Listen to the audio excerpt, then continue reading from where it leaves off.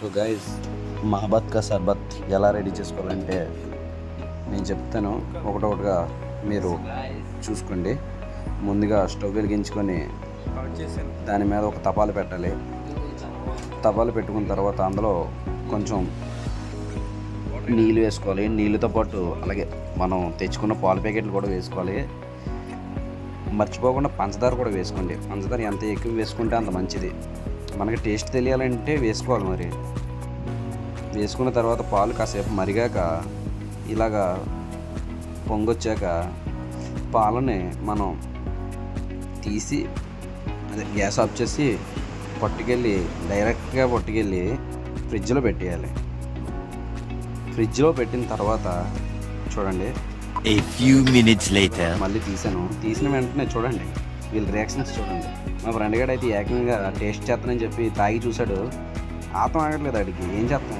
తర్వాత మనం తీసుకున్న సామాన్లన్నీ ఒక టేబుల్ మీద పెట్టుకొని అలాగే ఇప్పుడు మనం తెచ్చుకున్న పుచ్చకాయని దాన్ని అటు ఇటుగా కోసి మన సెంటర్లో ఉన్న రెడ్ కలర్గా ఉన్న పుచ్చకాయని మాత్రం మనం కట్ చేసుకొని తీసుకోవాలి. దాన్ని తీసేయడానికి నాకు చాలా టైం పట్టింది. మీరైతే సింపుల్గా తీసుకోండి. నేను కొత్తగా ట్రై చేద్దాం కదని చెప్పేసి ఇలా ట్రై చేశాను. మీరు ఎలాగైతే ఉందిలే కానీ ఆ లోపల ఉన్న ఎర్రగా ఉన్నదాన్ని మాత్రం తీయడానికి ట్రై చేయండి. తర్వాత కట్ చేసుకున్న తర్వాత దాన్ని కొన్ని పీసులుగా వేరు చేసేయండి. వేరు చేసిన తర్వాత చూడండి మధ్యలో అంటే మొత్తం టేస్ట్గానే ఉంటుంది. పిక్కలు కూడా తీసుకోండి మీరు వీలైతే. నేను తీయలేదు. తర్వాత అలా కట్ చేసిన దాన్ని ఒక పళ్ళెంలోకి తీసుకుని తర్వాత చూడండి చిన్న చిన్న ముక్కలుగా చేసుకోవాలి. ఇంకా చిన్న ముక్కలు నేనైతే అంతే చేశాను. మీరు ఇంకా చిన్నవి చేసుకోండి. అంటే ఎంత చిన్నవి చేసుకుంటే అంటే బాగుంటుంది. చూడండి అలా చేసుకున్న తర్వాత వేరే పిల్లలు వేసాను కదా. ఇప్పుడు ఒక తపాలు తీసుకోవాలి. పెద్ద తపాలు తీసుకోండి. పెద్ద తపాలు తీసుకున్న తర్వాత ఇప్పుడు మనం కట్ చేసుకున్న ఆ పుచ్చకాయ ముక్కలన్నీ ఆ తపాల్లో వేసుకోవాలి. వేసుకున్న తర్వాత మనం ఇంతకుముందు రెడీ చేసిన పాలని ఆ పుచ్చకాయ ముక్కల్లో వేయాలి. చూడండి వేసాక బాగా కలపాలి. చూడండి చూసారు కదా, బాగా కలుపుకున్న తర్వాత దీని పేరు రోజ్ సిరప్ అంటారు. మన దగ్గరలోని కిరాణా స్టోర్స్లో దొరుకుద్ది. ఓకేనా? తర్వాత మనం సజ్జువ గింజలు నానబెట్టుకున్నాం కదా, అవి వేసేయాలి. వేసిన తర్వాత బాగా కలుపుకోవాలి.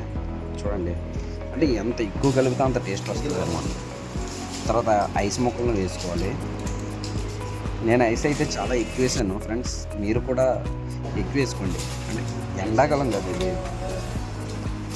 ఐస్ ఉండి ఇంకా తాగాలనిపిస్తుంది. చూడండి బాగా కలుపుకున్న తర్వాత ఇంకా కలుపుకొని అలా అలా అలా అలా కలిపిన తర్వాత నేను టేస్ట్ చేద్దాం అనుకున్నాను. ముందుగా కొంచెం తీసి నా చేతి మీద వేసుకొని టేస్ట్ చేస్తున్నాను. చూడండి సూపర్. నాకైతే చాలా బాగా నచ్చింది. మరి మీకు నచ్చిందో లేదో నాకు తెలియట్లేదు. ఒకసారి ఆగండి. ఇంకా బాగా కలుపుకోవడానికి ఇంకా సజ్జువ గింజలు వేసుకున్నాను నేను. అంటే సజ్జువ గింజలు వేసుకున్నా మనకు మంచిది. తర్వాత ఇప్పుడు ఇంకా బాగా ఐస్ వేసాను. ఐస్ వేసిన తర్వాత అంటే చల్లగా ఉండడం కోసం, తర్వాత బాగా కలపడం కోసం ఐస్ బాగా కరగాలి కదా. మరి ఐస్ కరగడం కోసం క్యారేజ్ తీసుకొని క్యారేజ్లో బాగా కలిపాను. చూడండి క్యారేజ్ నుండి తపాలు నుండి క్యారేజ్ కలిపాను. బాగా కలిపిన తర్వాత ఇంకేం చేసేది లేదు. మా ఫ్రెండ్స్కి ఇచ్చాను. ఎలా ఉందో టేస్ట్ చేసి ఎలా ఉంటుందో తెలియట్లేదు. బాగా చెప్పండి. జల్లగాయలు అంతలో కూడా నిజాలు చెప్పండి. చోటు ఎలా ఉంది చోటు? బాలరాజు ఎలా ఉంది? చేసింది ఇప్పుడు మనం తాగడం స్టార్ట్ చేద్దాం. నాకైతే చాలా బాగా నచ్చింది ఫ్రెండ్స్. మీరు కూడా చేసుకోండి ఇంటి దగ్గర. చాలా సింపుల్. బాగుందా?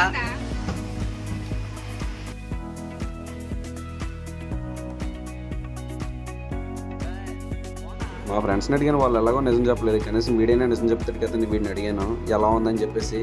వీడు బాగుందని చెప్పాడు. అంతే ఫ్రెండ్స్, మహబత్ కా సర్బత్ ఎలా చేసుకోవాలో తెలిసింది కదా. Thank you for watching.